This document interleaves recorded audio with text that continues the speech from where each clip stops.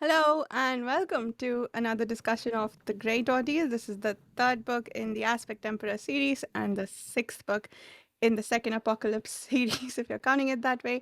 The series, of course, is by R. Scott Baker, and we read approximately 100 pages each week. Today's discussion is going to be for chapters 7 through 11. With me, of course, I have the usual group of friends. Steve Shwata. This week also we learned just what Steve means when he says just wait. So yeah, could you start by introducing yourself? Yeah, I'm Steve, and it's my second time reading the series, and I always look forward to Tuesday nights. Happy to be here.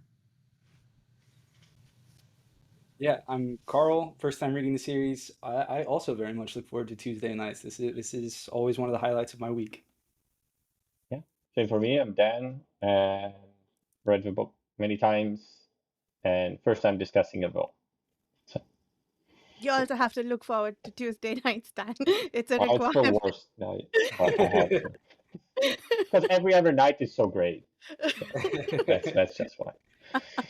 I didn't know, Dan, this was your first time like discussing the book like properly in like a chat or wow, I that's don't cool. think I've ever encountered anyone that read it before. Hmm. Actually, I did talk about it at a book club at my university, and then everyone said they hated it. So that was it. I mean, they were different. They like different things. Right. That makes So sense. Yeah, this is definitely a very particular book series. You have to have a very particular taste. yeah, Steve had a question to start the discussion off with. Yeah, I just wanted to kind of one of the longtime supporters of the channel and of us, Eric, had a comment about whether or not. Well, without going too into detail, I think there's some POV changes and some other things that are a little wonky at times in this book. I don't know if anyone else has noticed that because famously I think there's minimal editing in these last two books. And has anyone else noticed a difference in kind of pacing and wording and everything else? do you know specifically what he was referring to? I think he said something regarding some weird POV. Yeah. I think do you know exactly which one he was talking about? I think it was referring because I think it goes from, and this is something I didn't catch the first time or second time, Hmm. but actually Daniel and Katerina both caught it because they're much smarter than I am. But about kind of it goes from first person to third person to omnipresent to it kind of bounces around. So it can be a little, especially these last couple chapters are. It's kind of like an acid trip. It's a little weird in a good way. I mean, I'm not complaining. I'm just you know. I mean, I've definitely noticed the lack of an editor. Um, whether it's just way more typos than there were in previous books, or I think I've commented on there's way more italics to the point that it's overused for me. It's clearly one of his writing quirks. Um, and, you know, that's something that I in particular, like even more than the typos, that for some reason annoys me. It just gets to the point where it's like he's trying to make everything sound really like important, and there are times where I feel like it's just not necessary. Um, and yes, yeah, so, some of the pacing. I in particular have a criticism of how the last chapter we read, 11, is paced. To me, that chapter just Hmm. like you could have excised it from the book, and I imagine that the book would read the same. We didn't really learn anything new. I think the only thing we learned, I mean, I'm getting ahead of myself. I think the only new thing we learned was that Esminet's legend has spread outside of, I'm having a brain fart, whatever city she's in right now. Mom, Mom, It mom, is Momin. Okay, that's yes. right, because she's from Suma. That's what I was thinking. And okay, yeah, so Momin. Um, which also, I guess I would have to check the time, but that felt like a really fast time for her to become like famous throughout the empire. But um, for this particular thing, right? Stopping the I'm getting way ahead. But my I don't know about the particular POV thing though. I saw the post you sent what Eric was saying, and I don't know. I'd love if Eric could, leave another comment, explaining what exactly he's referring to, because I don't know exactly. I definitely noticed like tense changes, Mm. but I feel like Baker always switches between a very omniscient point of view and a more personal kind of in the character's head point of view, and he does it pretty in a pretty free flowing way. I feel like a lot of the times, although sometimes there are hard divides, like the big battle scenes are always very omniscient, right? Like you're getting all the Yeah. different, this group did that, blah blah blah. This person died, eating someone's ear, like shit like that. But beyond that, I've noticed that Sword Wheels sometimes switches between present and past tense, but I also wondered if that was intentional. Um, because he has an aspect of divinity inside him. Um, because obviously we know Mamara is certainly when written intentionally that she is entirely in the present tense, and the distinct thing with her is the judging eye. So presumably that's what, that aspect of divinity is what separates the POV, like why he writes present versus past. Um, but beyond that, I haven't noticed anything. So I don't know. Varsha? Um, I had some issues with the last Ishterabin chapter that I'm not sure if that could very well be super deliberate and that's how he wants the chapter to read, but there was so much new terminology there, which makes sense. This is Mm. the first time we are reading a non-men group, but like normally when that is done, you can get from the context what said terminology is referring to, like when it's done well. So you don't need like a scientific definition alongside it. But I feel like he threw around a lot of terminology that wasn't explained, sure, but also not enough context was given to help understand. Like, what is a siku, for instance? And I think it's too early to say one way or the other whether that is like a lack of editing thing or if he'll explain it later. I was this tempted to, to go to the appendix Mm. and look up all the terms, but I listened to Steve and I didn't do it I think for we know what a once. siku is. That Yeah, one I thing. think we do know that. I'm with you on like in general. There was a lot of proper noun, or there were a lot of proper nouns thrown around that we'd never heard before, and it definitely got overwhelming at times. But siku specifically, I think is like a mage, like one of the like Ishroi mages that like works with men. Like, I- am I okay? Dan is making a face like that's not No, what. maybe I'm wrong. Maybe I'm wrong. Um, I but I thought I've it been was wrong before. when Oinarol. I, I always have to be careful to not have a little slip pronouncing his name. Uh, that when he's Mm. made Yeah. the Siku for is that what it is? Yes, you're right. Okay. A Yeah, human I just companion? remember because that Or he's Oinerol is like made to be um, Sorwell Siku in the big court scene. And we are given like, I mean, it's like in passing. It's like one sentence, kind of a description of like what it is, sort of. Or maybe it's not even explicit. It's just like in context. I don't know. But there was a lot. Sorry, I don't want to like overly contradict you there, because I think I agree with you. And I and definitely found it hard to follow the actual actions of the end of Mm. the Ish Terabin chapter. As soon as they went like in the deep underground, I was like, I don't know what the fuck's going on. Like there are a bunch of non-men who are like losing their minds, but other than Yes. that, like I don't know. Uh, but that's not unusual in the series. There are scenes where like particularly when magic is involved, I'm like, I don't know what's happening. Yeah. I think that part is quite similar to the uh oh god, the name is missing. The alternate Moria. Um Oh yeah, Ilaujas? so how just yeah. Yeah. I felt like I could follow that more easily though. Some parts, especially with where the non-men were, involved, and then with them running and everything inside like the deep parts, it's like I don't know what's happening. And kind of here, like That's fair. it's very confusing, very claustrophobic, right? Mhm. Yeah. Kind Yeah, of hard definitely. sometimes, yeah. Yeah. Like I don't know, no, like sorry, go ahead, Steve. no, go ahead, Tim. I'm sorry. I was saying like there's a part when they're running away and they're on top of a mound of something, and then he turns around and he sees like a light and there's some sort of explosion and blood, Yeah. and it's like, what's going on? Who knows? Yes, exactly. That's I know exactly the scene you're talking about. That was one of the ones that stood out. I was like, I have no idea what's Yeah. happening here. Like it seems really dramatic, but yeah.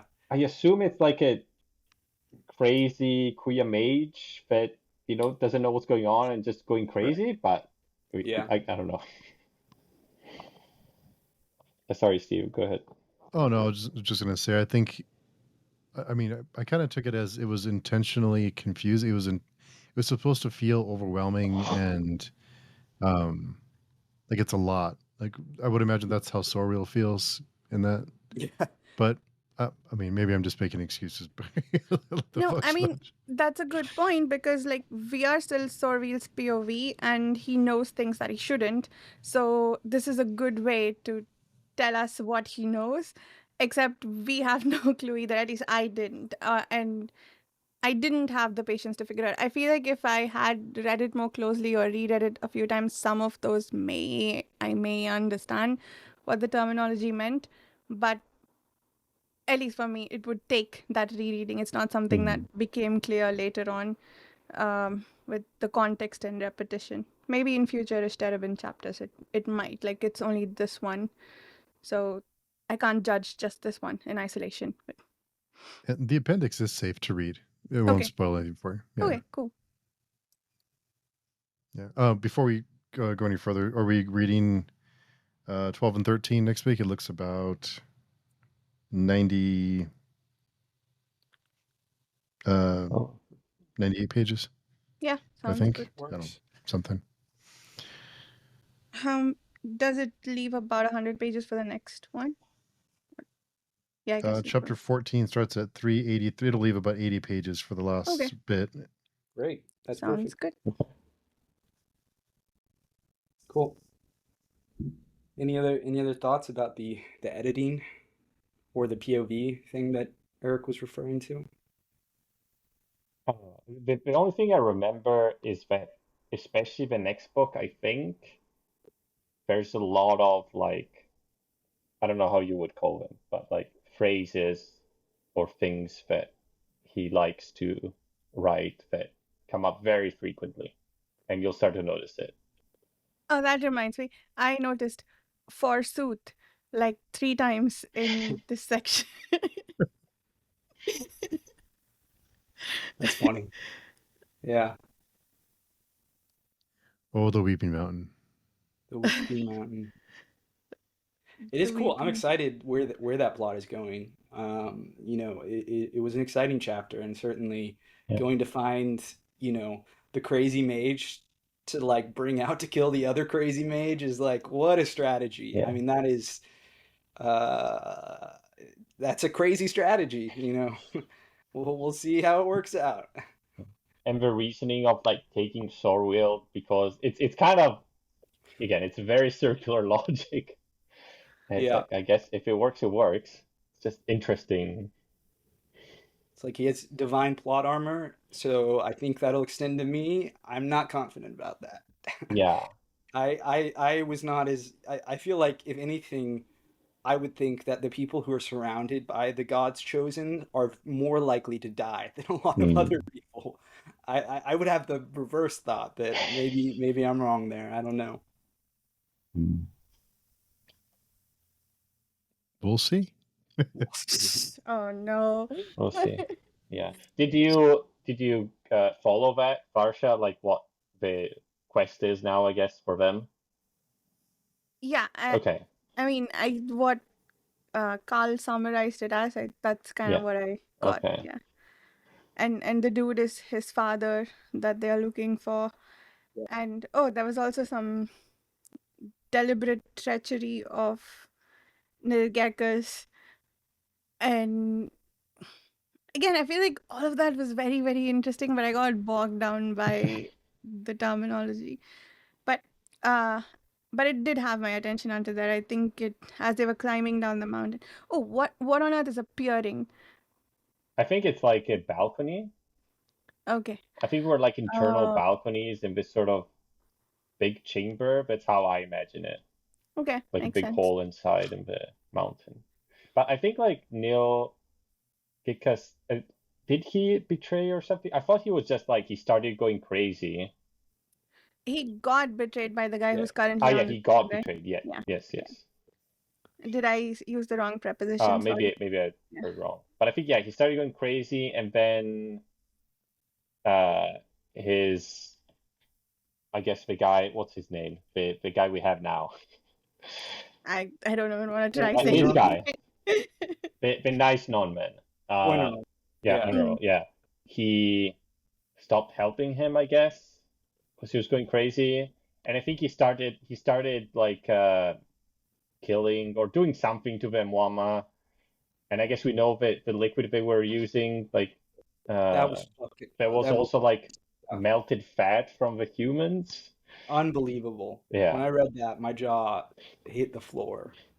yeah, Baker continues to find new ways to come up with just like fucked up things that I like. I can't. That's crazy. yeah. It's just that's crazy. And it's kind of So like very like he says that, and then like two sentences after, it's like, oh well, who cares anymore? Because like kind of the non-men don't like. Yeah, it's bad for them, but it's not that bad. You know what I mean? So I had a question. In this world, you apparently literally kind of sort of become what you eat because the kiri makes them more, I guess, more like the non-men. I imagine that's what it's doing, and while also being addictive somehow. And the shrank meat is apparently driving everyone crazy. So is that just a general thing, or do these, they arguably share genetics, right? Because Yeah. the shrank are born from uh, the Non-men. Yeah. non-men. Um, yeah, so are the non-men becoming more like the Mwama for consuming them, or is that a thing? It's like, I I don't even know what. assumed it was a non-man characteristic. That's what I assumed, but I don't think we know for Hmm. certain. And I don't think they eat the M1. I think they just do fucked up stuff Oh, to them. yikes, that's even Yeah. worse. I mean, I have no doubt that some erratic Maybe has eaten some, yeah. them while, you know, you never know what they're gonna do. Yeah, who knows? It's certainly terrible. They really fall Yeah. off the deep end. Yeah. And I mean, that's also kind of like, even when the non-men were not crazy, they were still doing fucked up shit to their mom, even when they Yes. were like at the peak of Yeah. glory and whatever. So, yeah, I guess Yeah, they I were mean, never because good. they bred the Imwama to be the perfect little slaves when they were normal, when they Yeah. weren't, presumably. I mean, I guess we don't know the exact timeline maybe of that, but they've enslaved the Imwama for a long time, so not good. Yeah. All right, I just have to say this since I every time I read Oinarl, I'm sorry, I'm dragging this into the gutter, but I constantly am just thinking oral anal every time I look at his name. I wish everyone could have seen the simultaneous reaction of the sheer disappointment falling over. I every time, and so I can't forget his name because that's what I see every time I read his name. I just felt like sometimes like Baker he really got me with that one. Why, But Carl? Why? I'm Why? sorry. Like I said, my brain is in the gutter, and unfortunately, this series doesn't help drag it out of the gutter. No, If anything, it encourages those bad habits. I thought you were gonna say something like you imagine him different because he's like kind of more friendly or No, something, and it's hard to imagine him like the other non-men, but I guess not. no, and if no one else in this fandom has ever brought that up, I'm proud to contribute. because that to me really is important information. Um, but I like him. I'm sad. I'm sad he's Mm. like so miserable and is convinced he's the worst. It is kind of shocking to think that like, oh, because he isn't this badass warrior, you know, the way he frames it, right? That he's like a lesser non-man. That's the reason he hasn't gone crazy. And I definitely think, despite his POV in some way, maybe is speaking to a point Baker is trying to make about how, you know, these great heroic figures are also much more prone to insane, you know, evil, you know, insane violence, corruption, things like that, right? It's sort of a literalization of like absolute power corrupts absolutely. Um, He's also the youngest or one of the youngest, right? he's last Norman. born. Yeah, Yeah. yeah. So he's the youngest. So that also helps, I guess. Yes, that definitely does help, no doubt. But yeah, but I think he says like there's like maybe a dozen or a bit more like non-men which are not crazy. So, and it's like what we see down in the Warmery, right? It's like it seems like there's hundreds of non-men there, just completely gone. Yeah. Hmm. That yeah, it's sad. It's messed up the way, you know, when Sorwheel's looking at all of them, he thinks, you know, they just remind him even more of Yeah. Shrink. You Does know it, that. yeah, Yeah. remind you also like, because for example, they say, oh, we need to get to a boatman and they go down. It's like, it reminds me a lot of like Dante's Inferno and like that whole imagery, right, of going to hell Mm. and going through different like levels of. That's it. Yeah, that's a good point. I hadn't made that connection. That's interesting. The thing I had thought of was it reminded me in some ways of like a fucked up version of like uh the oh, how do you pronounce it? The Aushi, Hmm? the fairies, like the Irish fairies that like No. live underground. Um and so, you know, taking the lore of this like this old beautiful race that lives, you know, underground in these great, you know, Mm. palatial areas. It seemed like to me in some way like a fucked up version of that.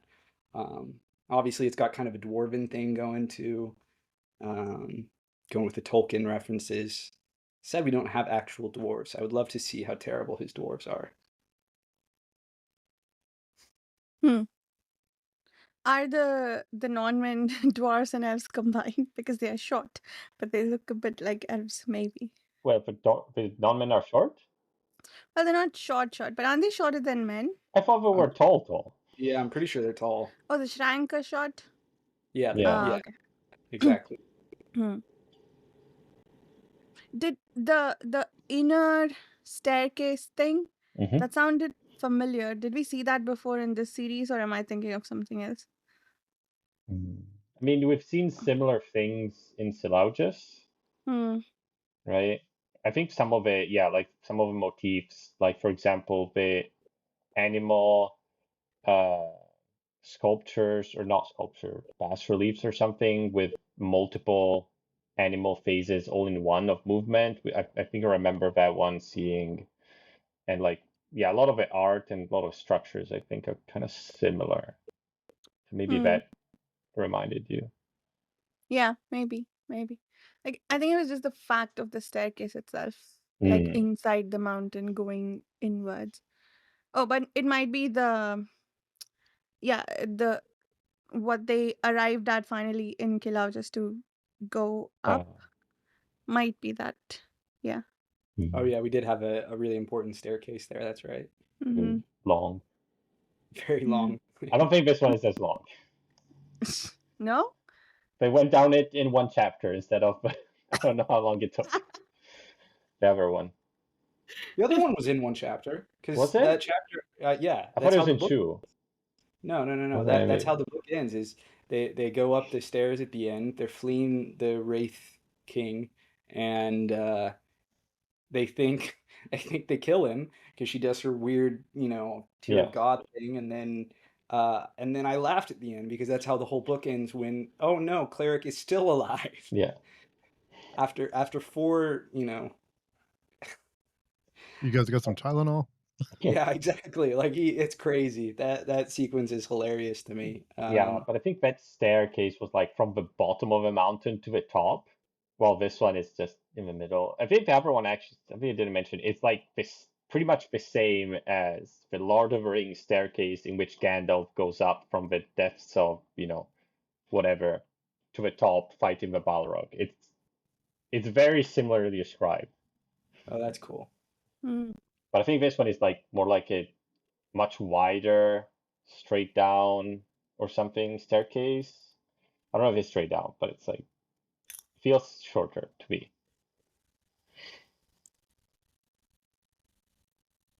Yeah. Yeah. It felt almost longer to me because of the darkness, I guess. But Mm. they were walking towards the light. They were going towards darkness.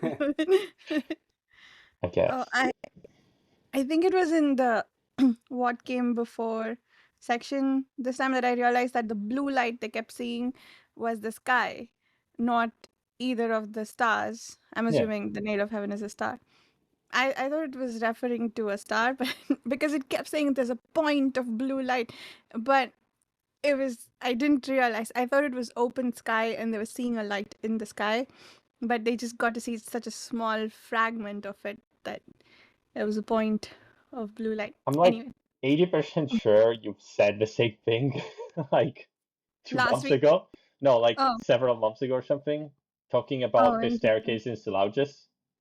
Oh, did I already I have this I realization in Warrior Prophet? think No. I'm like I remember it. Okay. White Luck Warrior. Sorry. Yeah. Okay, Maybe you sorry. just had a Kellis moment, you had a vision of the future. Maybe, Mhm. maybe. It could have been more useful. Pretty useless vision. Everything I say is useful. Not to me, but okay. Yeah, and I Any think other? Yeah, go ahead. Sorry. no, I was gonna say, uh, no, actually, skip that. Ignore. Any other thoughts about, I mean, I guess we skipped to Ishtar Bent. Um, Anything else? I feel like I said everything that hasn't occurred to me. Me too. So I'm not sure if it was in the Disturbance chapter, but when Surreal has the mask on and he can't remove it, otherwise Surreal will perish. Oh, Do I we missed believe that. them? Wow. Yeah, what was that about? Is it a threat or is it that the mask is somehow tied to keeping her alive? It must be like a threat. Like if you take it, then you're not gonna have the ability to save her or something. I don't know. I definitely know that, yeah, he was basically at some point was saying like, yeah, if you don't cooperate, she's gonna die. Yeah. Like I'm the Okay. only way she's gonna survive. Yeah. But Oh, and about Surwa, like we're having all these flashbacks of her, right? Talking oh to yeah, those were her interesting. dad. Yeah. Uh, and I guess Kalos knew that the consult was in disturbance, it seems. It's unclear to me if these are flashbacks or she's like Hmm, hallucinating her dad. maybe, I I possibly. I don't know. Is it the consult that's torturing her? No. No one is actually successfully torturing her, is my Hmm. understanding, because she's singing them off. Uh, but I don't I don't know. The last Moingus one, might be another story. yeah. I am Moingus, yeah. The last one from Surwa felt like it was a flashback because it was like her telling her dad that Sorwheel was not like he loved them, and then he was saying, "Oh, that you should do those things to make him hate you," right? But I guess this one we don't know. Hmm. Like it seemed like if they are flashbacks, then it seemed like Kells knew everything, and it's like, okay, what's the plan then? In Yeah, this it first was. or It was in the weird. first or second flashback, she said she was having pretend conversations with her father. Ah, okay. to see, like, basically about the situation, and Oh, in her head he's responding how she thinks he would. okay, But that it makes sense. also has the feel of, I almost thought Kellis is actually talking to her through the flame thing that he uses to spy on people, but I don't think there's enough evidence there for that. Mm, okay, that's good. I thought it was flashbacks, but if it says that, then I think the first one was where he says that you have to make him hate you, oh which means I think that gave us more information, didn't it? Like, it also confirmed for us that Kellis was also fooled, yeah, I guess so. necessarily fooled by Sorville's face. Yeah, And so Sorville has two faces now, one with the there's like three faces. three faces. The how could I yeah, what there yeah, I guess it's the same thing. What the guy tells him about the no god, and how Yatwar, because True. she can see across time, cannot imagine the existence of the no god. Oh Yeah, yeah, that was huge. yeah, Yeah. that's a important. I mean, we knew it all the time, and that's why a lot of the things that you guys were speculating, why are the gods doing this and what that, right? Makes sense Hmm. now. Yeah. Because yeah, I I don't know if I fully follow the reasoning though. Like, it's, if they exist across all times, yes. I guess they lack the perception of the negative of What it. I think what he's saying is that the no god exists outside, okay, outside of it, inside and the Inside and outside. outside. So he's somewhere else. He's like in a third place or something. So the Hmm. gods cannot see it, which means since the gods exist in the future and the past at the same time, if they cannot see it in the future, they cannot see it in the past. So they cannot see anything regarding the no god. It seems like they cannot see it, Hmm. right? And they never could see it. Yeah, it's crazy. I mean, I can't even fathom what they think the fucking apocalypse was. I mean, I Yeah. guess just the consult. Yeah. I think they said it, right? They say like, oh yeah, they couldn't see it in the first apocalypse. They thought it was just the consult or something, right? Right. And so they reacted. Like I think you said like the prophets and the priests didn't say anything about the no god because they couldn't imagine him. That is a huge flaw. Like that is to be omniscient with the exception of this one. I mean, that is enormous. That definitely Yeah. that has consequences. I imagine will have consequences. And then he says literally like, well, then Kalos is your savior because he's the only one that can do something about it, pretty much, even if the gods are against him, right? So what is Sorry gonna do now? Stop himself from stabbing. I guess, but I mean, if the gods see the future like that, it's already sort of predetermined, right? Right. Yeah, it's kind of weird, isn't it? I But mean, it if seems like he could be possessed too. Like the gods can do some crazy shit. So Yeah. Also, how do you tell your god that you know better than him what's going on? if they see across time though, Yeah, at the moment that they destroy Keras, like that, let's say the no god actually, sure, they can't actually see the no god proper, but they could see the after effects of it. So are they seeing the end of time where the no god might happen, and then fail to predict anything that may happen after the no god shows up the second time around? Or do they see it anyway and are failing to attribute the showing up of the no god to their killing Kellis? that's a smart question. Hmm. I feel like it's the latter, but that's just my guess at this point. I don't know. I mean, I feel like it's a paradox either way.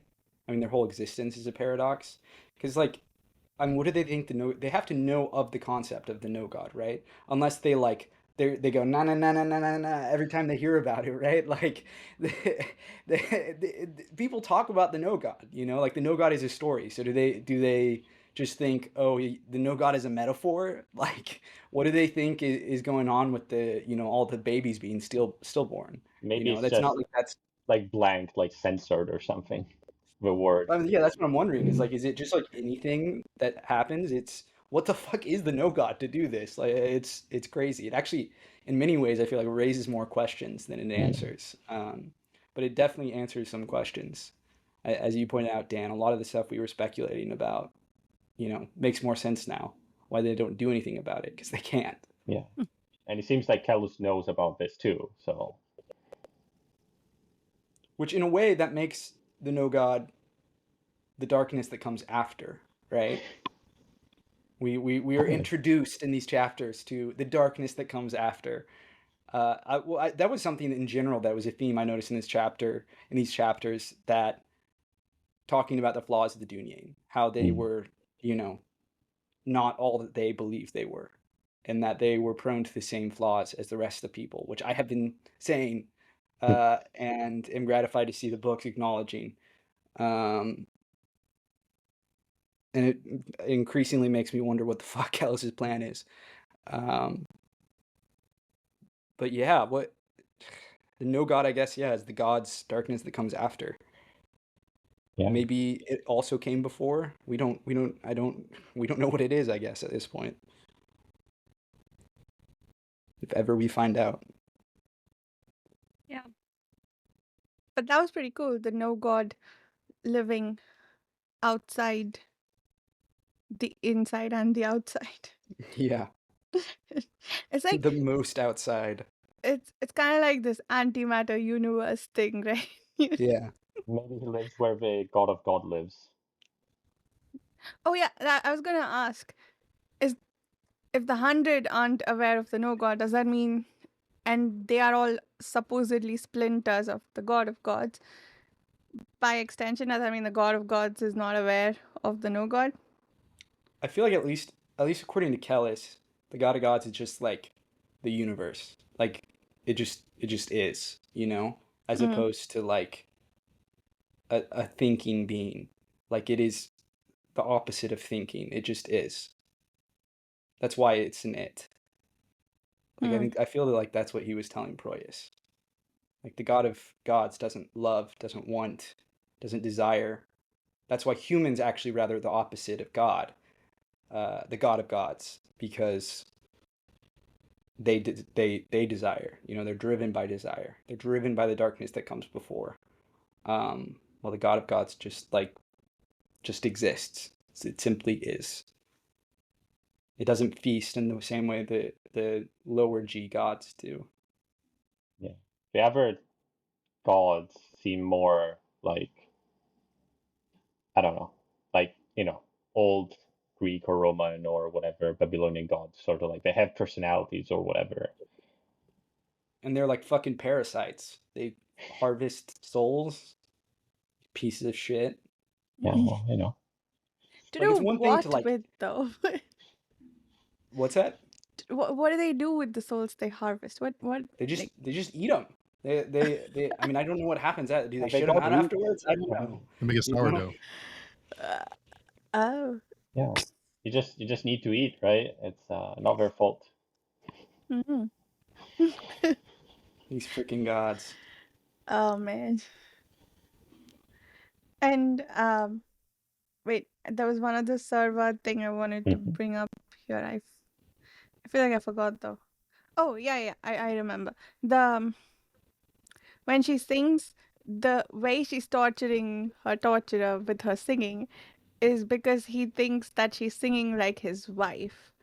And well, I suppose he doesn't know that she dreams the non-man in her man, whatever the Seshwata dreams. Maybe that's why she knows what his wife was like. But then has Seshwata met every single one of the non-men enough to, for her? But she's also Dunian. I guess she could do some good old-fashioned extrapolation. Okay. That's what I thought it was. It was the Dunyan, in her. Like that's what was performing. She was, because he said that she got better. She didn't start out seeing like Mm.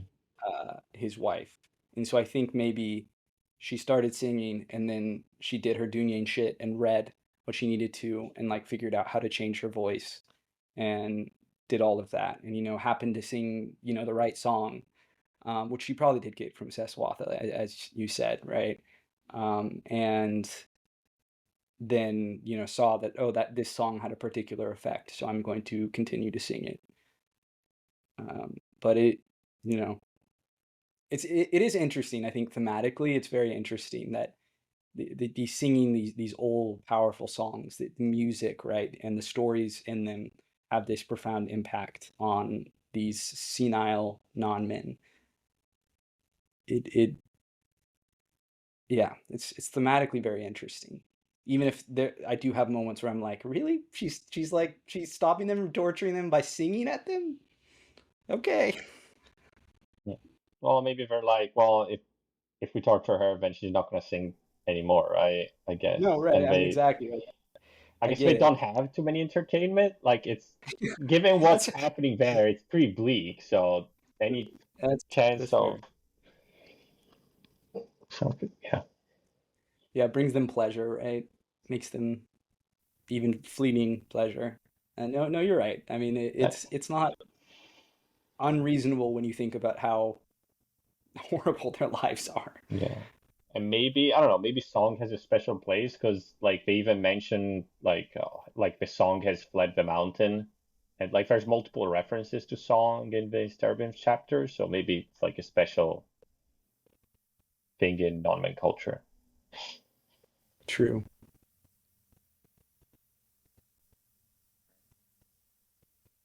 That makes sense. Are we ready to talk about Ishwal, or do we want to talk about Yeah. Kelmomus having a fit because he realized everything is pre-planned? Now, let's go to Ishwal. I have strong positive feelings about Ishwal, even though it wasn't overly momentous, but it was still tense and full of interesting character drama, and the opening dream was fucking crazy. Love the dream. Yeah. Interesting, isn't it? Yes. Uh, in general, awesome. Seeing Kelmomus, the real story, seemingly the real story of how he died, and kind of getting a new perspective on that. Very cool. It is increasingly unclear to me if he's actually prophesying or just like losing his mind. That said, that was Kellis he saw, right? And not uh, who did he think it was? He thought it was someone else. Well, Uh, did he? I'm trying to remember. or maybe he just didn't identify Well, he who it just said was. it's one of my like an Asrimber, right? Right. Which is That was correct. definitely right. Like that was Kellis. He had the beard plaited in a different way. It must be like the two decapitated heads. Like who Exactly. He had the else? two heads. Right. Exactly. And then the crown on the god's head was described as four-horned, and we're told Ajokli has four horns. He's the four-horned brother 1,000 times. That was not Gilgael. That was Ajokli holding Kellis in his hand. Well, So Ajokli is playing some someone games. someone almost thinks it's Gilgal. So I know, and I think he's wrong. I just think he's straight up wrong okay. because, again, one, I mean, the number one, the thing I'm hinging this entire theory about is the four-horned crown. That immediately stood out to me. Gilgael has never been associated with that, and we were repeatedly, I mean, literally the entire time, like every, I was about to say Sammy, every K letter Kelmomus chapter scenes calls him the four-horned brother, right? This could not be a more clear connection in my mind.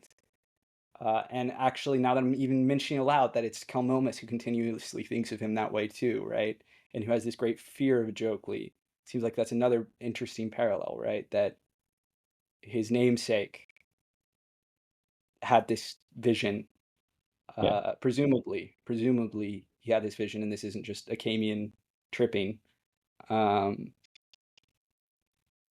I don't know what it means, other than Ajokli has plans for Kellis, or Ajokli is fucking around with Kellis. I don't know. Maybe Ajokli is like the big bad.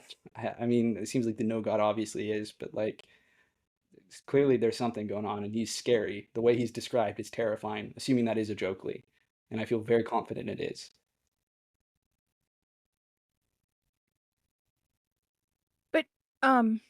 Could they both be the same god, like different names, same god? I wondered that too. I was wondering, but pretty sure that in the first trilogy, we get a number of gods listed in the appendix, and they are distinctly different. Maybe they're brothers. That's why they look similar. Yeah, I mean that's true. I don't know. Yeah, what the look, what all that deal is. Yeah. I mean, maybe Gilgail does have four horn crown, but if that's the case, Baker fucked up because he's not mentioned that once. And there's one clear god who has four horns, and it just seems. I feel like he wants us to make that connection. Mhm. Like I'm not like Yeah. pulling this out of my ass. Like this is one thing where I feel very confident about. Does am I imagining, or is Gilgal described maybe at some point with antlers or something? Or maybe is it like there's a messenger of the gods, like in one of the dreams of Kelos, that has like antlers or something on his head? You know what? I think you're right. I think Gilgail does have antlers. Now that you mention that, I feel like that does come up. So I wonder if he's playing Um, with like, oh, they look like antlers or horns, so it's kind of like trying to make us confused or something. I don't know. On 217, the vision's eyes were fury, his hair the tangle of warring nations, and his teeth were as whetted blades. A crown gleamed above his brow, 4 golden horns clutched in the arms of 4 noble virgins the spoils. Bones and bodies clotted with the ravines of his grim expression, and his cloak smoked with the burning of fields. It's fucking great, isn't it? Yeah. yeah, it's That's crazy. why What an I amazing. thought it was Gilgal, because it says like all the four horns like held by the four like spoils, which is sort of suggesting that the spoils are like you know personifications. I don't know, like nymphs or something, personification of the spoils of war, right? Which like people are talking about in legends or something like that. But I'm with you in that I think he is described with language that sounds very warlike, that I would associate with a war god rather than with the Jokli. Uh, that said, I just feel like the four horn like yeah, it's possible that Kelmomis, he's seeing this, he's dying. He is interpreting it, right? We're seeing what he thinks of it, right? So he may be misinterpreting the weird trippy god vision he's seeing, right? So these four spoiled, hmm spoils of war virgins could be, any number of yeah, things in actuality that he, you know, yeah, is viewing them that way. I mean, like if he looks at them, right? Like what is he actually seeing is mhm, kind of what I'm thinking, And like is that just like are we supposed to take that as like an objective like this is what those four women are, mm, or is it like this is what he yeah. believes they are, right? Might If be a that makes any disguise sense. or something too, right? Right. Yeah. Um, but I'm right there with you in terms of like certainly he is described like a war god, a very scary war god. But again, the four horns that just seems Mhm. so distinct to me. But I you make a good point, which is I do think Gilgail is described as being antlered. I think it comes up in the first trilogy more often than it has in this one. Gilgail hasn't really come up a lot. True. So I had a thought about this section. The we are supposedly this is Akamian dreaming from the perspective of the king instead of Seshwata, right? Like we've seen the scene before, Mm. but we've seen it from the other side.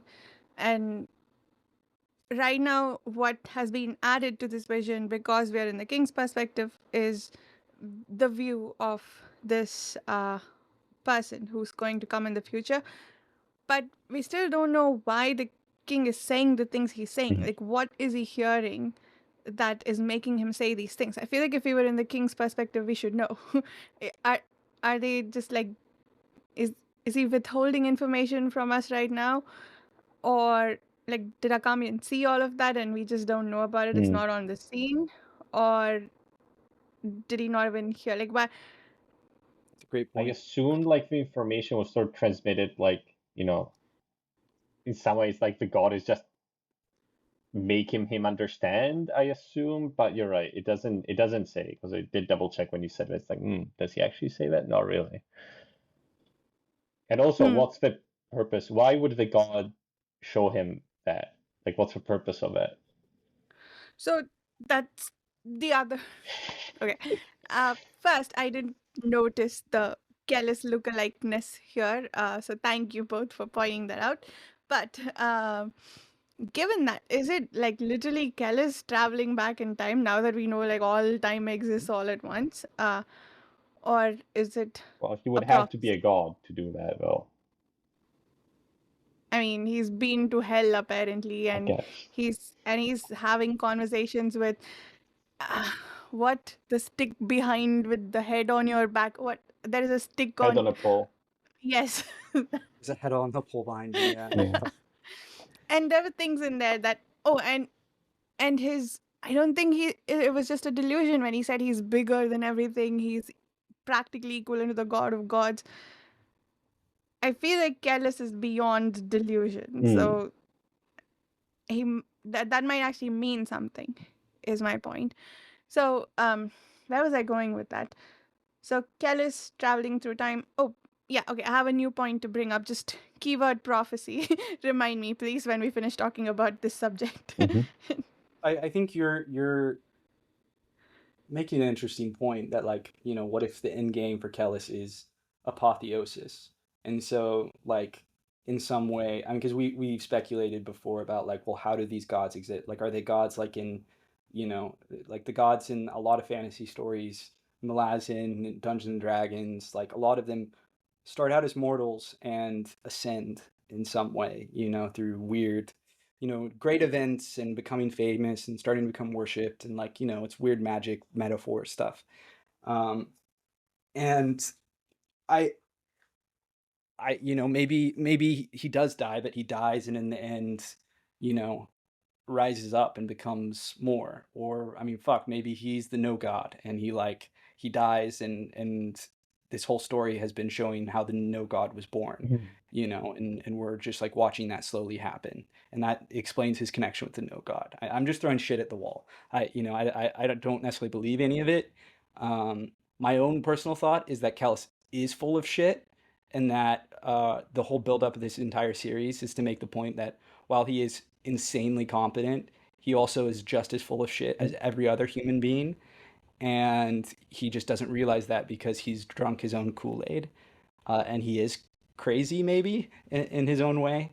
But that said, maybe he goes all the way, and yeah, he rises up, and becomes, the most terrifying thing imaginable. He seems to have a But plan. he definitely seems like he has a plan. I do not doubt that he has a really complex, badass plan. The Yeah. question is, what will become of And it? we might argue that right now he might be the person that knows the most of everything, because it seems like the gods are also limited, but he doesn't. I guess he doesn't have that Hmm. limitation. So he probably knows more than anyone else. Or is it just the shrunk meat? Maybe. The Proya meat has said, yeah. taken him. Proya says he's gone crazy too, right? Yeah, that was a question I had before Proyas thought about it. Was like, how does it affect Kellis? Like, is he able to like ward that off with his Dunyan training, or like, because it seems like it just affects you fundamentally on a genetic level, and part of his Dunyan shit is genetics, we've learned. So, Maybe he's you know, like Paul and Dune, and he synthesizes the proteins of the meat to yeah, make it exactly. not affect him. Yeah, that cellular, uh, yeah, transmuting that. Yeah. But yeah, it's a good point. Were you gonna say Yeah. something I else do. about prophecy, Varsha? Yeah, Yeah. did we already talk about well, this was way back in the second book, I think, when the consult says we should follow the letter of the prophecy, even the fake ones. And then someone else mentioned in Ishterabint, I think one of the non-men said, uh, was it, I forget, someone mentioned a prophecy in these chapters. Was it the guy talking to Sorville? Did he say, you have been prophesied? Hmm. But um, Yes. Yeah. so far, the only prophecy we've been following is the one of Kelmomus saying Inanna Surimbor will be back at the end of the world. But apparently, there are other prophecies in action. I don't think we talked about that yet. Yeah, I mean, it makes sense. I hadn't actually thought about it this way, but like the whole idea that the White Luck Warrior is going to kill Kellis, that's a prophecy, right? Like, what we've been told there. It's not been laid out in kind of the classic, Oracle of Delphi way, but that very much is a prophecy. So maybe, considering the gods can't see the no god, maybe that's incorrect. Although, if anything, it seems to me like they, help raise the no god again by killing Kellis. I don't know. Yeah, I don't know. I don't know what other prophecies. That's interesting. I didn't remember that passage. Yeah, I think there's just been mention of prophecy. We don't know who made said prophecy, if that's the right verb for prophecy. I But do love a false prophecy. That's one of my favorite tropes. Um, Maybe I this one also is like. false. Maybe it's Kellis making his own prophecy, I guess. mhm. Wait, Well, I yeah, definitely do think Kellis's stuff is false, so that's yeah. fair. Um, It would be quite fun if it was him, because it was like he used the prophecy to become who he is to go back to make the prophecy. right. You're right. It is. He in some way makes the prophecy real by even though it's false, it's not divine. Through his sheer will and intelligence, he makes it real. Um, I mean, but it seems like his sorcerer stuff. I don't know if that's not a prophecy, but that they're still damned. So clearly he is just lying. Um, what other prophets or oracles do we have? Who is predicted things? Some of the gods or priests, maybe. I don't think we've encountered anyone who's like we don't even have seer type characters. Yeah, that's what I was trying to think of. Is like what seer characters do we have? We don't have any. I mean, Kellis. Kellis is like he's like the one. He sees visions of the future that are undoubtedly real, but he doesn't exactly like prophesize about them.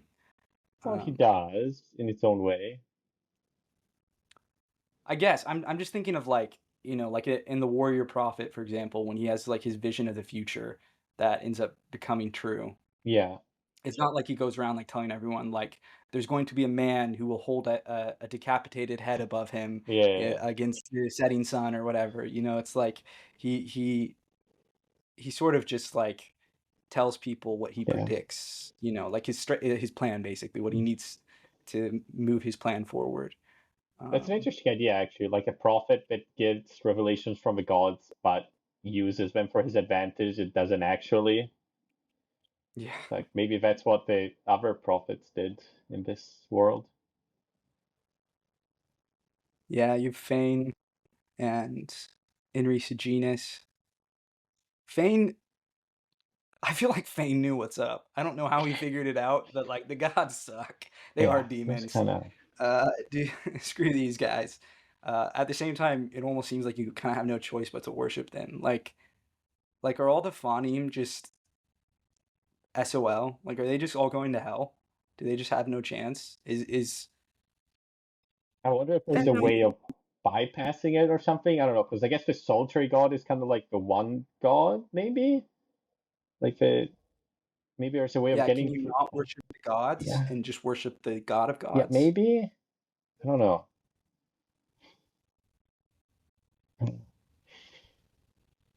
So it has to be like what prophets do the consult have? And because they were the one who were talking, the Soma guy, the skin spy, and was it Orang or Orax? One of them was talking to this guy, and it's like and the prophecy apparently had something to do with Mimara. All the prophecies must come true, even the fake ones. I am sure I'm misquoting that, but that was No, the I think it. Yeah. effect. Yeah, I Yeah. remember. I remember that now that you say that. That was a cool scene. Yeah.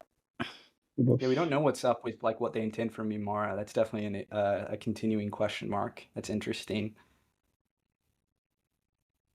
Yeah. So yeah, okay. I just wanted to bring that up because I don't think we talked about it before, and it's been interspersed very gently without drawing attention to itself. I think it will become important, but we'll see. Yeah, that's gotta. I mean, that's gotta Yeah. be something. So Ishwal, the survivor, Mimara wanting Akamian to kill them because she's finally convinced of Kellis's damnedness. What do you guys think of His damnness. Damn, fellas. of Akamian saying, "Oh, cool, yeah, we got this far. Now let's go intercept the Great Ordeal and go take a good look at Kellis." He really has the worst plans. Like, for a very He really smart does. guy, I know. I did think that was sort of like bleakly funny that he was like, "Well, we came all this way. We got what we came for, and sort of. So now we're gonna go look at Callus. Yeah. I want you to see him with your own Yeah. two eyes." It felt very Camion-like though, right? Yeah. Especially, or like how frustrated Mimara is with him and his reasoning, and how for him it's different. Like, oh, I can't kill them, but I mean, he did kill a bunch of people, even indirectly, all the time. But for him, it's different than straight up killing someone. It was a It was very interesting too, seeing him finally kind of turn around and realize, shit, Kellis is our only hope. At this point, like I can't just destroy him. And Mimara now is the one who's like, no, fuck it, he's damned. Ruin them all. It was an interesting turn there that did feel very appropriate for both of their characters. yeah. I just wish they killed Vidinian though, because we're gonna be trouble. You know that. Yeah. It's just like leaving Kelmomas alive. It's like Leave Crab Hands alone. He's fine. crab hands. I love He is that a whole little boy. I feel bad. yeah. I mean, it's like Kelmomas. I just haven't seen him be evil enough yet. Mm. And I know that's going to come because he's already had moments where I'm like, ooh, you really don't see people as people. Oh no. Crab hands. I love hearing about the battle though, and Mm. kind of how they survived. But I did Yeah, think it was curious that they mentioned the Absolute has fled. Mm. Hmm. Is Kellis absolute? Is that why? I don't know. no chance. That dude doesn't know up from down. And I guess like we know now the battle took like decades or something, right? Like it went on for a long time. But so I guess I can't remember when the Shrank left. Is it because of the Great Ordeal, like drawing them away?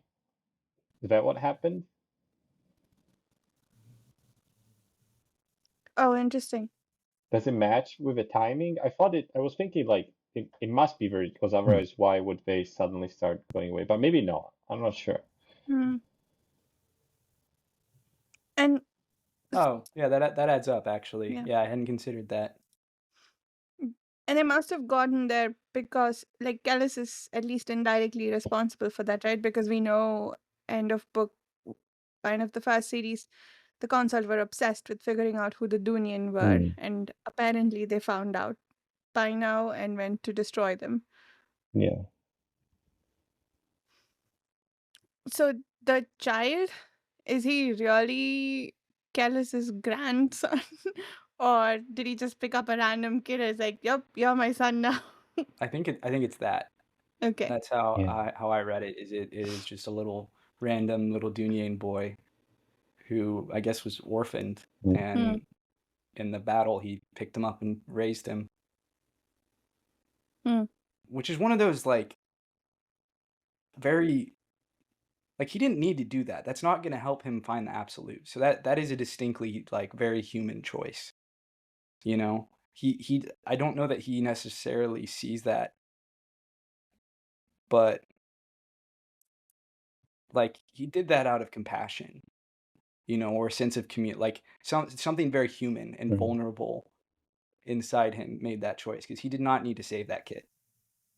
Like there was no more Dunyan after this. And it wasn't helping him personally, achieve the absolute. So I again, these Dunyan, they're full of shit.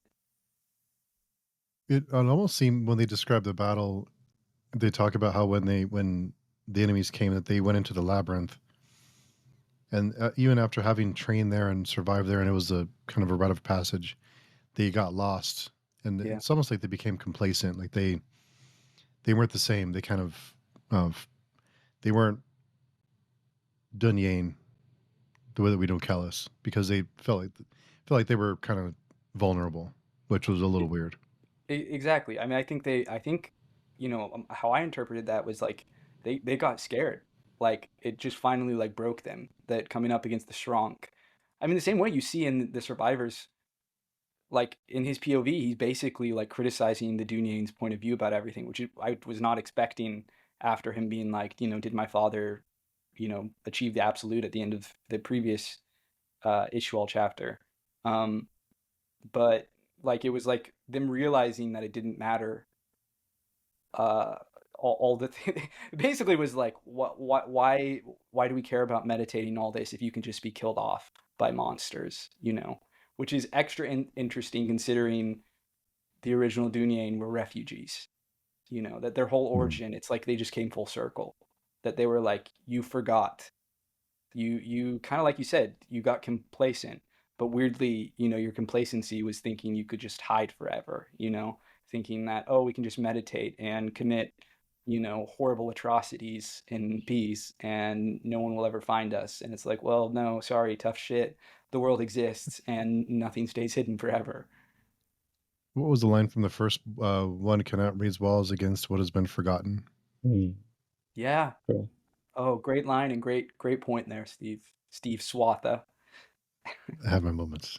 I want to write that name till everyone's tired of me. Until the name is tired of you, you said? One or the other. Until Crab Hands comes for me in my sleep. Crab hands.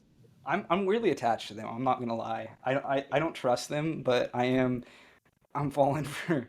I think I just pity them so much. They're like the last survivors of their people. Like Kellis isn't really one of them anymore, and they've got the weird like father son thing. That like in the road, but in their own like fucked up Dunyain way.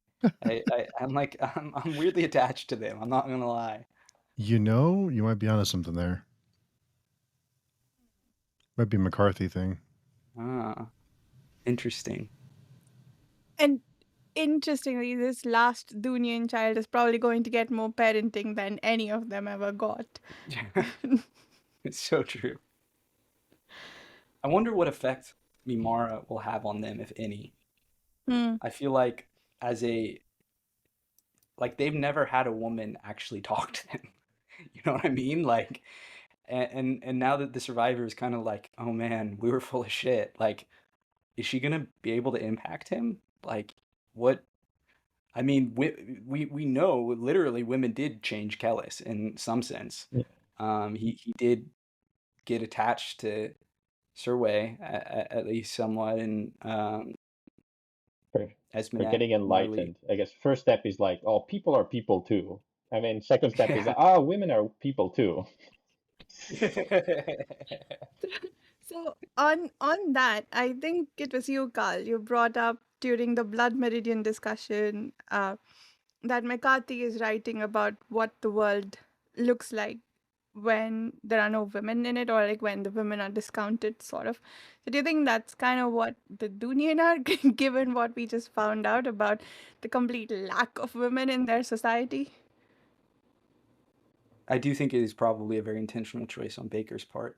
And what little I've read of him interviewing outside, I do think he doesn't have a very positive view of men. And I do think that probably comes out in this. Um, Maybe it would have been and, useful for Vetunier to have a couple of women to tell them, maybe this is kind of stupid. yeah, There's a better way of doing things, maybe. This could have all been avoided. I definitely think that there's a missing femininity there, right? That they kind of corrupted and just made the whale. I mean, what a horrible thing. Yeah. Just I don't know why, but that whole like everything hell bent on one single, I don't know, like absolute and everything to a purpose. It's very like masculine, sort of. You know what I mean? It's not, it doesn't, yeah. A lot of things feel like it's missing, like you said, like like a female sensibility or something to it, right? Mhm. There's definitely a sense of balance that I feel like is Yeah. missing in their society. Well, I mean, not that the other societies outside of it are particularly balanced and healthy, but um,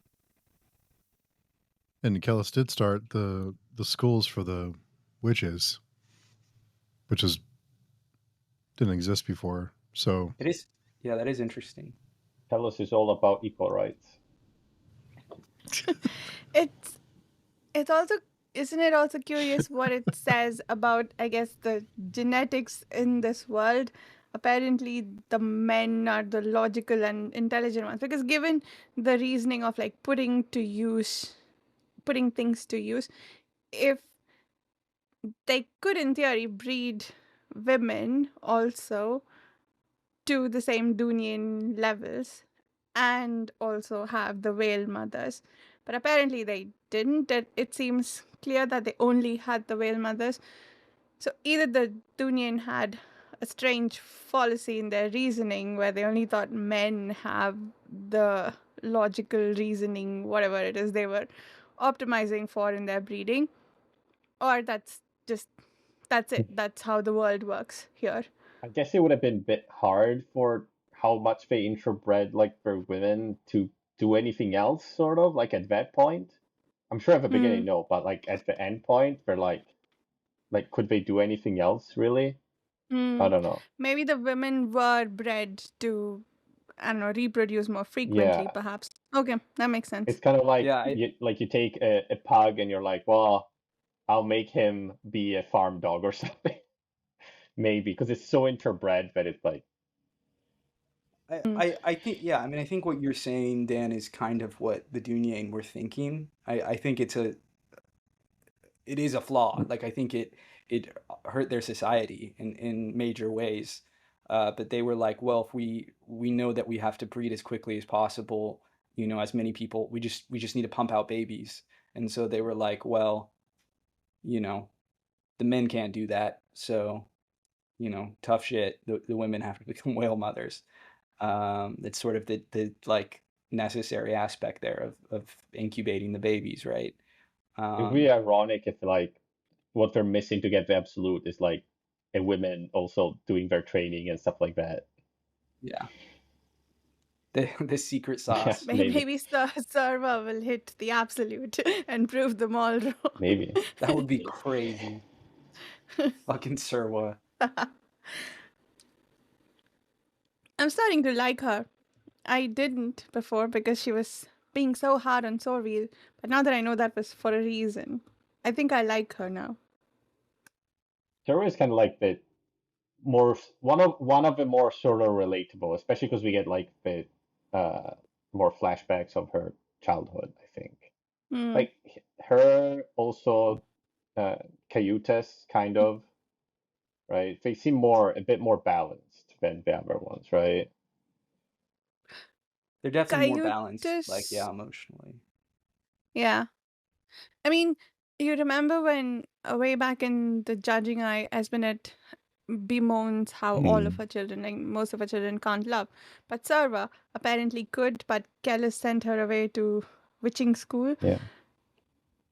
So I was looking forward to meeting her, but then she was this mean jerk. So finally, though, I think, I don't know, it could still go south, but I I'm I starting to like her now.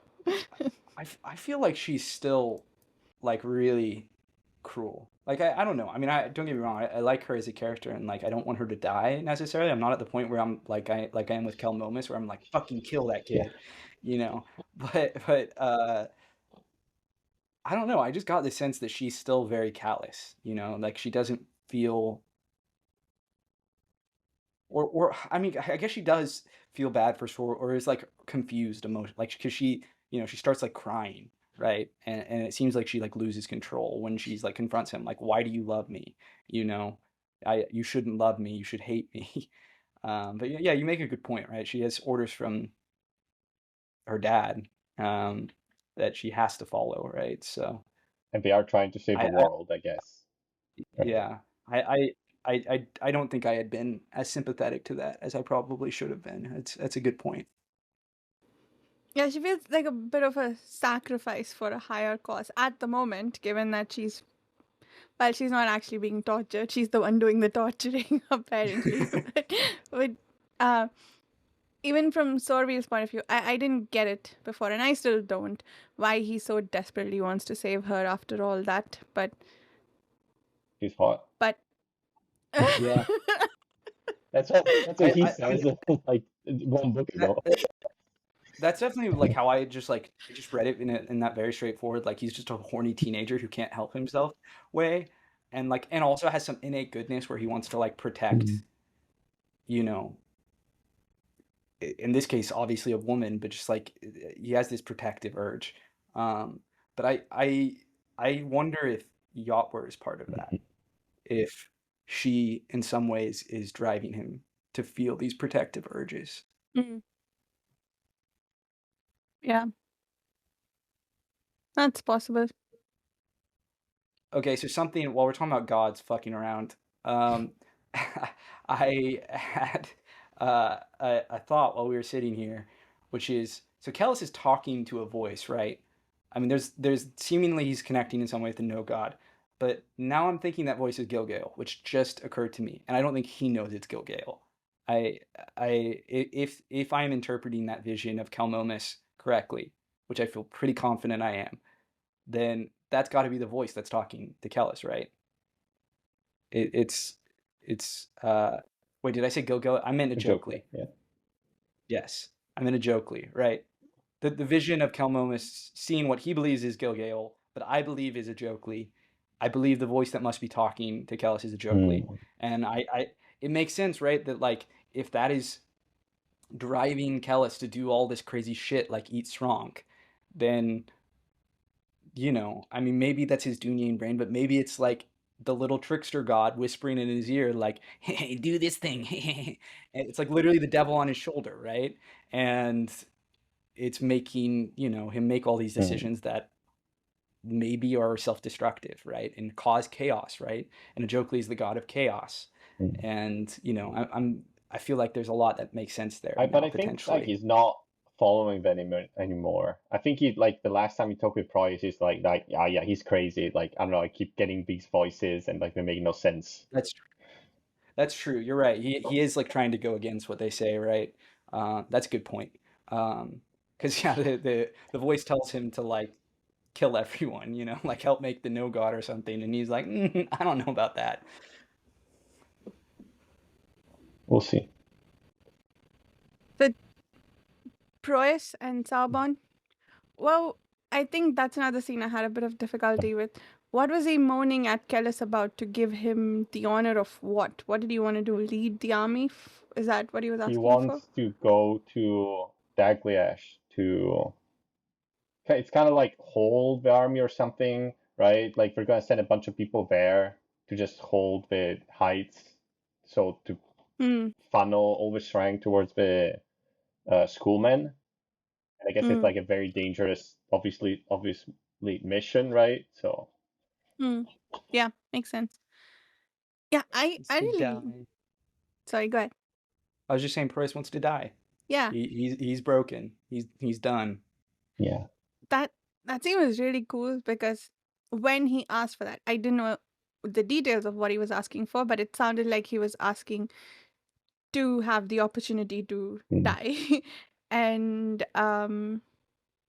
but then what he was thinking to himself did not quite match up to that. So I liked it when Sabon told him, "This is why you're doing this." And he's like, "Oh, is that what's going on in my head?" I loved that exchange. It was pretty cool. It's wild how wise Saban has become. Or Like he had. actually can like read through people's shit. Like he kind of seems to understand how the world works more than a lot of people. It is so weird coming from where how we were introduced to him, where he was just this Yeah. blustering, like he seemed like a blustering buffoon, right? And now maybe he was always this wise, but I kind of feel like maybe with the years he, you know, I feel like he understands, just doesn't give a shit. right? Yeah, It's right. like he doesn't care about morals or all those things, right? He says that. I don't, that's not a problem for me because I'm following Kellus because he's strong, right? I don't care about anything else. Right. I'm not like you, right? Just like, yeah, the relationship This is guy. like very interesting, like weird, supportive, and like, I don't know, different aspects. I And like yeah, it. Their weird fucked up buddy cop movie in the apocalypse. yeah. Yeah. Anything else in that Proyas chapter? I also can't say I fully understood what was going on with the raft and the They built a sea raft and their that was strategy. floating around, like And flying they were raft. standing on Yeah, it. they were all standing on the raft and flying in the sky and looking at things. And I don't know, Kalos was doing his uh, It They speech. was were flying? flying? Yeah, yeah, it was a flying raft. He did it, right? I thought they were on a giant lake, and Hmm. the raft was on a giant lake. I thought sea, but yeah, sure. Body of water. Am I wrong? No, it's flying raft. How the fuck is the raft flying? Kalos is making it Kellus. fly. He threw Well, Oh, it's it's just ships, magic? Like they're just apparently. like I didn't know they could do that. Okay. I mean, I guess that makes sense because the Na'vi Yeah, have flying cars, but like, yeah. wow, Some parts I okay. was not sure if he was showing them like, I don't know, using like a glamour to show them like different parts. Because like there's that part in which there's the wall of Dagliash behind Kellis, and it's kind of like they're rotating around the city, like in this super, like cinematic way, and then Kellis like facing them doing the all his speech. But I don't know if that was like Mm, there was like, I don't know, like a TV behind him, sort of like he was showing or they were actually around the mm. But I fortress. Yeah, also I got the sense that the raft was held down by like Well, scaffolding. after they put it on a scaffolding so that he could talk to all the people, mm. Oh, okay. right? Okay. I'm Okay. gonna Makes double check. sense. yeah, I didn't know what was going on there. I was just like, "Oh, Noah's Ark, cool." Yeah. And moved on. I thought Noah's Ark, and then I was like, what are they going to put on it? Like shrank bears? Yeah, exactly. Bring the just two Strank on as a treat.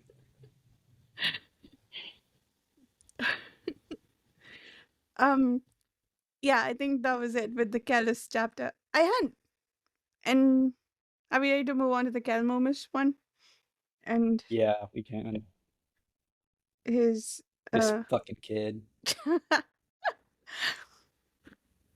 so the realization that he had that everything is predetermined. What is the point of all the gods if everything is predetermined? Like, first he could be bullshitting and that it's not. Maybe he's just freaking out over nothing. But let's say that it is true because Mhm. I guess determinism slash free will is something that's being explored in the series. So if that is true, the only god that makes any sense is fate. Or like Well, who's predetermining everything? why does someone have to predetermine things? Maybe it's just how things are. Then what are the gods doing? What are they trying They're to just living their best life. what are they trying to influence? What is the point of Yatsvar? What is happening with Sorvi? I mean, I do think that on some level it's just a paradox, right? Like any time travel thing inevitably falls into, the gods see everything at once, and so that they are acting in some sense at the same time, all at Yeah. once. And so that means that everything is kind of predetermined. If all of time is always true all at once, then, you know, Yeah. it is deterministic. I mean, it has to be. That's the only way that the way the gods function makes sense. Um, It's just how it is, I guess, right? yeah. It certainly is one of those things that if you try to think about it too much, your brain will hurt because we like can't fathom that because that's not how we view the world. But yeah, I think it's just a paradox. I think that's just like how it is. Maybe And the there's, gods, what if there's like a different time in the outside compared to the inside? So the gods of the outside can see all the time in the inside together, but the time in the outside is still flowing in some way. You know what I mean? They have like a separate Yeah. time. I mean that's an interesting idea. I That's the only way that it could work, I guess. Like the only way I can understand in a way that doesn't break my brain. well I so the way I kind of understand the paradox of it is that like, and this still breaks my brain if I think about it too hard, but is that like the gods, like people, are acting out of some, you Mm, know, something that drives them, right? But they still have their own, like, they're just always going to do these mm, things. Like it's just it has always been this way, and they perceive that, and that's just still how it is. So in some way that they're just as blind as people are, mm. because you know even though they can kind of see all of time, they are still, by that same token, always going to have done the thing that they Yeah, do. So they may be motivated in some way, but it's still just a simple fact that they are slaves to true. the nature of the universe in the same way that I guess humans are. maybe like when the universe was created, everything was created at the same time. It's kind of like looking at a painting, like Right, a comic book. Everything was already done, so there's nothing to. It's not like something is happening, right? It's right. like a static. I guess it's yeah, it's a very static view of the universe. Yeah. Maybe I don't know. But do we really That- know much about the outside? I mean, what is the outside? I mean, that's a great point. Yeah, what the fuck is the outside? Somewhere Callus has been. Where there's Well, heads okay, on so poles? another theory that came to me while we were talking was, what if when Dan was describing the no god is outside the inside and the outside, what if the no god is, and I think Varsha, you said like the antimatter thing, right? What if the no god is from this like other, like, just a completely other like Mm, reality, and Yep. is like, Parallel universe or something. Yeah. right, mm, exactly. And is destructive because of that, because it's outside its own natural reality. Um, like I'm thinking this series already deals with like sci-fi yeah, stuff. You know what I'm saying? Like we have aliens, so why not, multiversal mm, beings? That makes sense. It it's almost like the if the god of gods, and I had this thought too when you were talking about how the god of gods is just the universe. Is the no god just another universe? And Oh, interesting, yeah. And it's like leaking through, hmm, and by killing enough, they like make the barrier between the universes thin, and so then that other universe just like, yeah, leaks through hmm, and is destructive. It's certainly, whatever it is, it seems to. I mean, I think what adds to this, either, I think these theories sort of can be connected in a sense, is that like, you know, it's unnatural. It's not supposed to be in this universe. So its mere presence is what causes, all the stillbirths and everything, which we know to be true, right?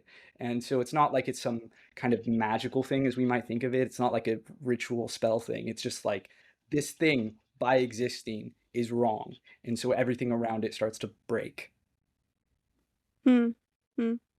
So, uh, yeah, I I think that makes sense. I like the antimatter comparison because just by coming in contact with it, you could destroy a whole bunch of things. Uh, Exactly. and No, all credit to you for that, because as soon as you said that, that's when like things started clicking in my brain, for that theory. Because exactly, antimatter I think is a great reference point. and it makes sense about like the whole parallel universe thing, in the sense of, okay, regardless of that, the no god has to be some technological thing, right? Like that uses the physics of the world rather than the magic, because the Inkoroi, they don't do magic, right? They just do technology. Yeah, And we don't know, like sometimes magic is just a variation of the physics. It's not that. It's the sorcery they do here is literally that, right? right. Yeah. Yeah, absolutely. I mean, there does seem to be a blurred line somewhere, because the dragons, seem to be assuming what we were talking about with like hell is inside them, assuming that is true to some degree, that like the Techne can access the I guess at least it can access the outside. So maybe that's not magic, is technology could theoretically do what magic can do as Yeah. well. So maybe never mind there. We also know this world is special somehow, right? Mhm. Because every other world the Inkoroi went to, they destroyed and dwindled the population down to 144,000, which they haven't managed to do on Irva yet. Yeah. So is it the access to hell that makes it special?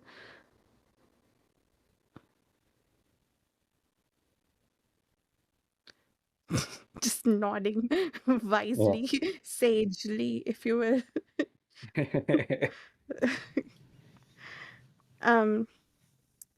Yeah, and Espinet's POV, I agree with you, Carl. I could have done without that. I don't know what we got out of it.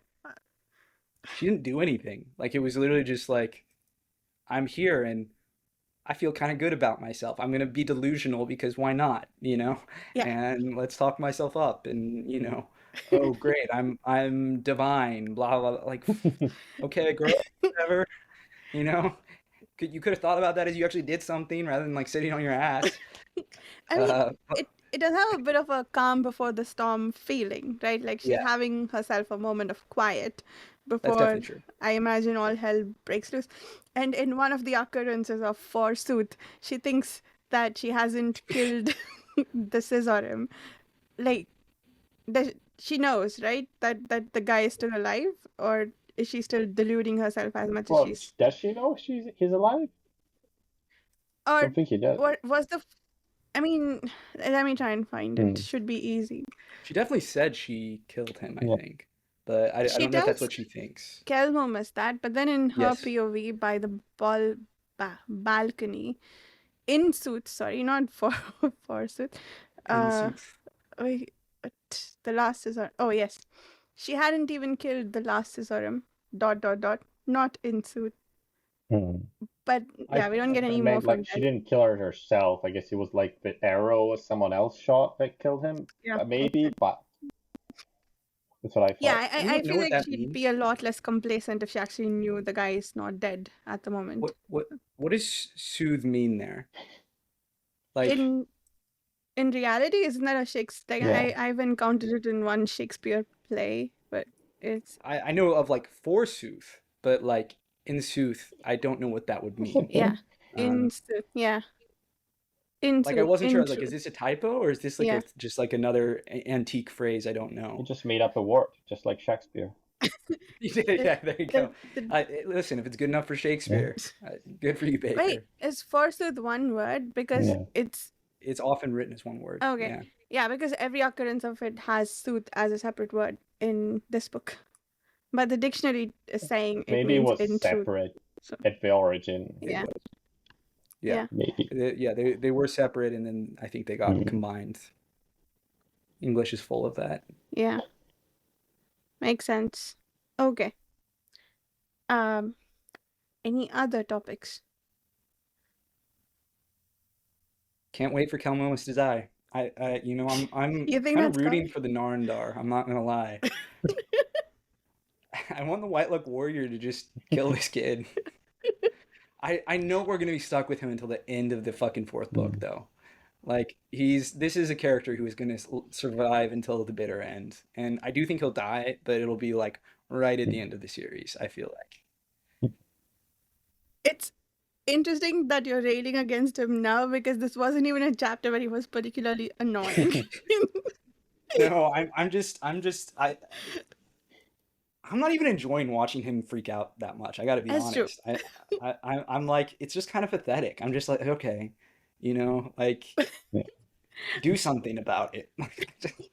I was gonna say, I think given, I guess, possibly where this is going with the exploration of determinism, I think if we had to have a character freak out over how everything is predetermined, I feel like it would have been painful to watch anybody else. But Kelmomus, I got some joy out of it.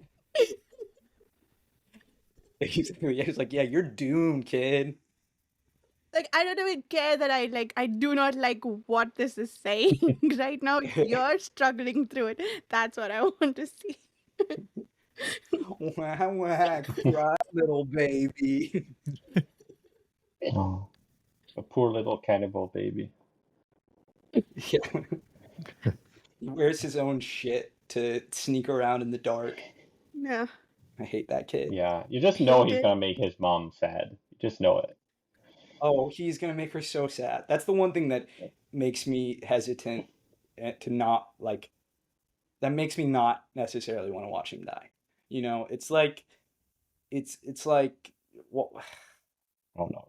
Would I'm it be not gonna go better there. if Actually, he that dies after his mom figures out he's a piece of shit? Or would it be better for Esme if he dies without her knowing? I don't know. I don't know. That's a good question. I I mean, almost feel like the correct answer is C. Esminette should die first. Terrible answer. wow. That got dark. I just don't think she can handle it. I hate to say it, but I think Theliope is right. Hmm. She, I mean, she knew Indrilatas was broken, but she still mourned his death. Honestly, I can't tell if she really mourned his death or if she was following the motions of mourning a dead child. You know, like if she genuinely cared about him, given that she had him locked up. No, she definitely loved him. I feel like he would have been dead otherwise. Mm, And on top of that, I don't think she would have reacted so Yeah. heinously to I Maitland think if she she said wasn't at actually some point, grieving. like to Mason or someone, like, "Oh, that you took him away before he could, like, I get better, like, learn to reconcile his problems with, reality, I guess." So, I think she was delusional. And I feel like that's how she would be about Kelmomis. Is she'd be like, well, he's probably not actually that bad. Or, I can can fix fix him. it. She definitely has an I can fix him mm, attitude. Mm. yeah, to her detriment. Oh, I guess we're ready to do quotes then. Mm-hmm. I was Let's almost do going it. to wrap up without. How dare you? You've already told us a really good quote before, right? Yeah, That was a good one. that was a good one. That Yeah. was. The only other one I have is from 227. Once they get Dan, that which comes after could determine that which comes before the impossible made manifest. The world was an arrow with one and only one direction, or so they had believed. Yeah, all this stuff about the darkness that comes after I thought was just really amazingly written. I Mhm. loved that whole section.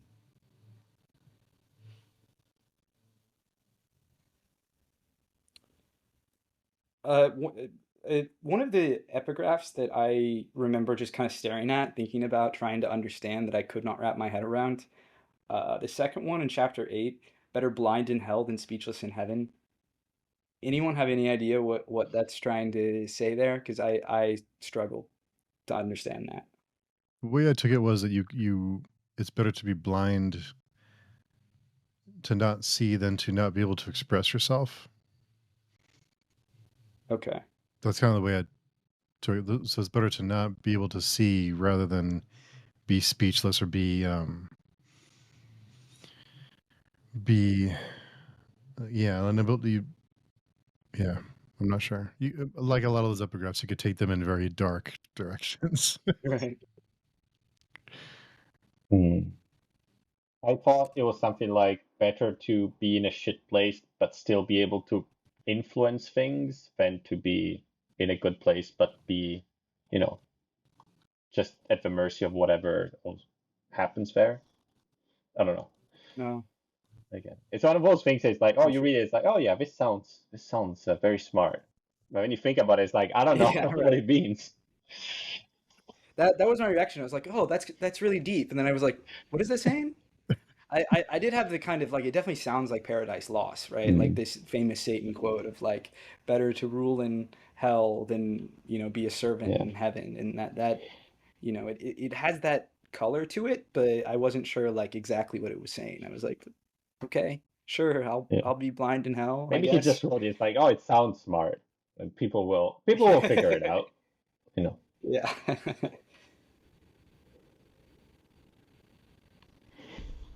I think a lot Yeah, of the that other one I is meant to did be vague, though. Just I think it's just Baker kind of Yeah. wanted us to think. But sorry, think Carl. Go ahead. absolutely. I was just gonna say the other one I could not wrap my head around was the song of truth is the cracking of desire. Only when men weep do they know. Only when men weep do they know. I like kind of got what that was going for, particularly considering this was like a holy book.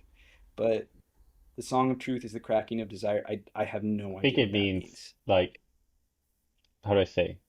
Like when you know the truth, like if you actually follow the truth, you can't follow what you want. Like you need to do what the truth says. You can't do what you want to do. Oh, okay. Hmm. So it's like a okay, it's Yeah, like in the breaking sense of of religion, desire. it's like, when God tells you what to do, like you need to follow what God tells you, not what you want, I guess. Okay. I don't know what my brain went weird and I was thinking like the cracking sound of a whip for Mm, some reason because you have the song, so I was mm. thinking like it's another audible, like it's another sound basically. But that makes way more sense. I agree with you. I think it is like he just weirdly chose cracking instead of breaking. Because that makes more sense. Like that's actually legible to me, with Yeah. that It feels a meaning. lot like all these things like, reading the Bible and trying to, interpret the Right. passages. It's very, very similar. Yeah, that's true. And We some can, of these are from the Earwa Bible equivalent thing, right? Yeah. they Some are, of these yeah, quotes. literally Canticles 6:6, which I hadn't even noticed. 6:6, we're obviously inching towards the devil number there. I mean, that has to be intentional. I feel like Baker is playing games there. Oh, I just remembered in the previous set of chapters, Kellis, when he's trying to freak Proyas out with his origins, he says that the Dunian started 2,000 years ago. So pretty much when they came to Ishwal, right? Yeah. It's not that they were a people who existed before. It's just, I don't know, they were lonely, so they started this weird project. It seems like I think they say it was like a very fringe sort of philosophical sect, like not super popular, and then it really Hmm, started going, I guess, at this point, I okay. think. Something like that. Was it was it the presence of the Anasurimbor that triggered this somehow? Because like the prologue started with this poor little Anasurimbor kid who was all Yeah. alone and the last surviving member. Actually, we don't know how the Dunyan got there. How did they know it was there? We don't know that, do we? I don't know if they knew he was there. My thought was they just Ah, okay. wandered and then they found this place and they were like, "Oh, Hmm. sanctuary." And they went inside and they're like, "Oh, hi, little boy. Yeah. Don't worry, we're not gonna rape Hmm. you." Like it's yeah. I don't know that it was Yeah, intentional. possibly, yeah. Yeah, they may not have come there intentionally, but I'm wondering if the presence of because isn't it strange that 2,000 years later they still have primary Anasurimbor people? They're like they probably bred off of that kid and his genes for 2,000 I'm sure years. they're not 100% Anasurba, but probably a mix of everyone, right? It is interesting though that like they held on to that, right? Like they remembered the Anasurin-born name. They Mm-hmm. weren't like, "Oh, that doesn't mean Hmm. anything." Like they actively made a point of remembering that. Yeah. You would think the Dunyan would just not care, Yeah. You would think they they wouldn't would even move have past. names, right? You would think. Exactly, exactly. It's it's interesting. And there's also a mention of like Diana Surimbor being full-blooded or something in this section. Do I remember that correctly? There was some mention of full-blooded Anna Surimbor and about the survivor and just the survivor, I guess. I don't think we know that the kid is Anna Surimbor, but um yeah, full-blooded. Oh, Dunian, son of Kellis. Never mind. Okay, not yeah, okay. Of Kellis, not Anna Surimbor. Anyway, that I thought that was interesting. The 2,000 years that they want sure, it was a philosophical sect, but the breeding thing didn't start until they came to Ishwal. Yeah. I guess it's 2000 years enough time to interbreed. I guess dogs, yeah, we fucked them up in shorter time, so fair enough. Yeah. Cool. Then let's do outros. Dan. Yeah, I'm Dan. You can find me on Patreon forum and a lot of other places if you can figure them out. Wow. Okay, very mysterious. If you can figure them out. Okay, I'm Carl at Carl the Albert on most social media or on Patreon as well. I'm also Carl the Albert. Yes, I am Steve. You can find me on pagechewing.com, and you can also find me on all the Page Chewing podcasts, and of course, Speculative Speculations. And of course, I have to plug Carl's book because he never does. But go read Truth of Crowns. If you enjoy this series, you will like Truth of Crowns. If you like grief and sadness and awful shit happening, you will like Truth of Crowns. There's some Nice. good Go, shit go in check that. it out. Yes. And you can find me on the YouTube channel Reading by the Rainy Mountain and Haunting the Page forums and the Speculative Speculations podcast too, where I have been neglecting to post our latest episodes, but more will come if you are one of the one listener we have. And we appreciate the hell out of that. Whoever you are out there, Yes. thank you. Yeah. Sorry for the wait. We'll get to it, but also appreciate you severely. But thank you so much for listening. We will see you in a week with the next set of chapters. I think it's just 2 chapters for next week. Thank you so much. Bye.